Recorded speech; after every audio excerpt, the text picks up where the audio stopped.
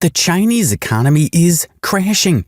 From an unemployment rate so high that the government has stopped sharing the data to ghost towns with no one to live in, the Red Dragon's conditions are deteriorating by the day. In this video, we'll give an honest picture of China's primary sectors, which might break its dream of being the world's superpower. Starting with the first factor was the housing bubble burst. The main reason for the formation, existence, and bursting of this bubble is the demand created by the people who were obsessed with housing as a status symbol. When people from the rural began to migrate to cities in China in the 1990s to work in factories and earn a living, they began renting out flats for themselves. This was the moment when Evergrande, one of the organizations behind this story, recognized the possibilities for real estate growth and began borrowing money from banks to acquire land. The company then began investing over 90% of its funds in acquiring land and the remaining funds in beginning construction. To get more funds, the business began to pre-sell modest yet affordable apartments to customers. This money was then utilized to purchase more land and, of course, to complete the construction work. It was similar to lending money, starting the project, selling it in advance to the public, receiving finances, constructing and acquiring more land. The cycle continues. This business approach pushes the corporation to new heights. People were pleased to find affordable housing, and the corporation profited handsomely as well. Doesn't it sound good? However, as the rule goes, increased demand raises prices. Initially, this price increase just filled the pockets of real estate developers. However, after 15 years, these properties were 6 times more expensive than their required values. The problem arose when the individuals for whom it was designed were unable to purchase it. People have stopped or reduced their migration, especially property purchases. And this is where the money cycle came to an end. No money means a lack of construction and no chance to obtain bank loans. This caused the entire economy's bubble to implode, with real estate accounting for 30% of its value. Then the house prices grew. So did the cost of building materials, which posed still another strain for developers. Now some properties are half-built, forcing individuals to pay the mortgage for longer than necessary, while also renting a little apartment nearby. Approximately 72,000 homeowners and others were outraged, and demonstrations marched down the street with a flag reading, "You stop construction, I stop paying my mortgage." You may also read their heartbreaking narrative on the crowdsourcing website We Need Home, as the Chinese censor is famous for suppressing this story. But it's not as if the government did nothing. Of course, with the assistance of the government, builders began to construct stunning structures in towns with no one to live in them. These are known as ghost towns nowadays. Consider this. Why would someone want to buy a house in a place where no one exists and no jobs are available? Let us take the example of Yujipa Financial District, a project that began in 2008 and is located in the Binhai area. This place is more like a reflection of Manhattan. This $30.4 billion project includes twin towers, skyscraper structures, and Rockefeller Center. Not impressed? Consider Mexi Lake City, which spans 4.3 square miles and has housing for almost 180,000 people. The location contains gardens, transportation services, clean paths, benches, and the overall feel of living in the 2060s. However, the only difficulties that exist are still paused but ongoing initiatives. The government even constructed restaurants and schools, although barely any population lives here. In a nutshell, prices initially skyrocketed, and then people became unable to purchase them and stopped pouring money into the real market. The price was then reduced, but with no one arriving, these settlements became ghost towns. Even if we overlook the entire mess, there are buildings in China made of worse materials that frequently murder people. There are tofu dreg projects highlighted by many residents and analysts that share how corruption and graft have rendered the buildings extremely fragile to even live in. Why not give you a specific example?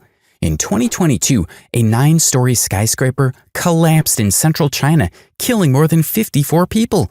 In the April 2022 disaster in Changsha, 9 individuals had to remain in the wreckage for 5 days before being rescued. According to state TV, this was due to the builders not following the construction requirements.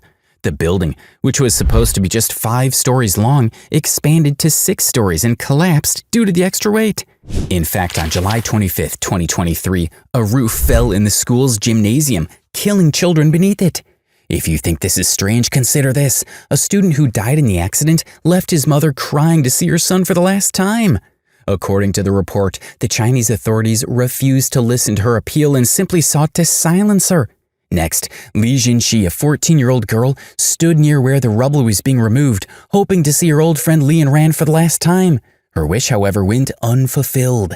Last but not least, a YouTuber named ChinaInsiderWithDavidZhang posted a video in which he showed individuals removing metal rods from buildings like the floor was made of paper. However, we just showed you one part of a much larger story. The second factor is population decline. Now, population's been one of the primary drivers for China's rapid GDP growth. Over the last 6 decades, China's death and birth rates have been favorable. Then came 2022, and everything changed. Let us first take you through the background story of the population dome to assist you in grasping everything. The deadliest famine in recorded history struck China in 1943 to 1976, when Mao Zedong was in power, killing 30 million people. However, as in the past, such high death rates result in baby booms. This is exactly what occurred.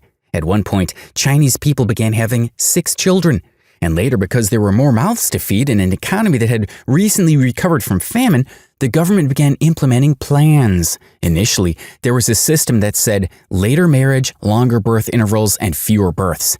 They implemented the one-child policy in 1980, which ended in 2016 due to a significant decrease in the population's birth rate. However, it should be mentioned that throughout the 1980s, they began causing abortions and sterilizing more than 20 million males in a single year. Population decline became an issue for an economy regarded as a manufacturing hub.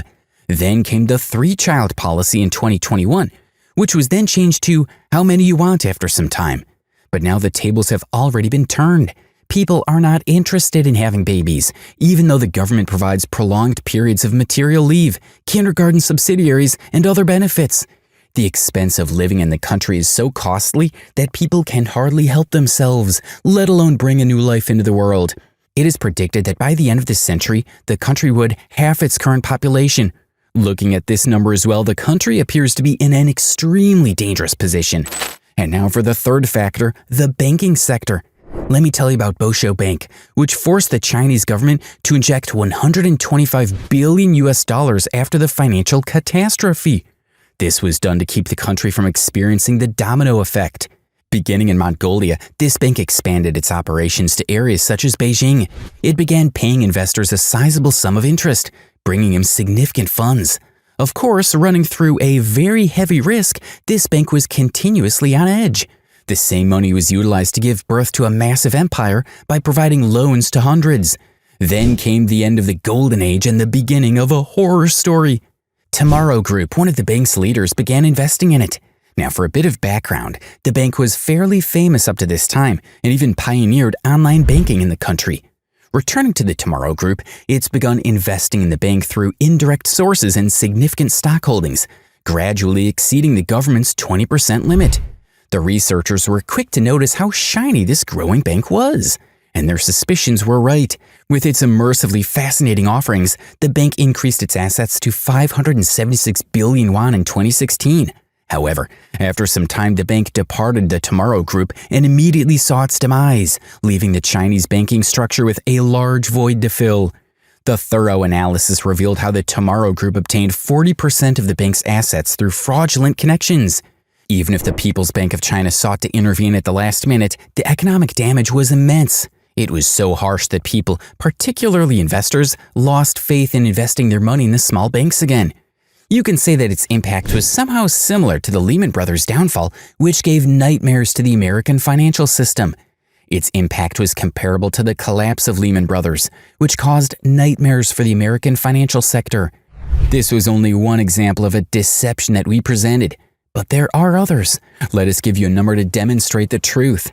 In the year 2020, a survey stated that 560 million Chinese people had deposited zero money in their bank accounts.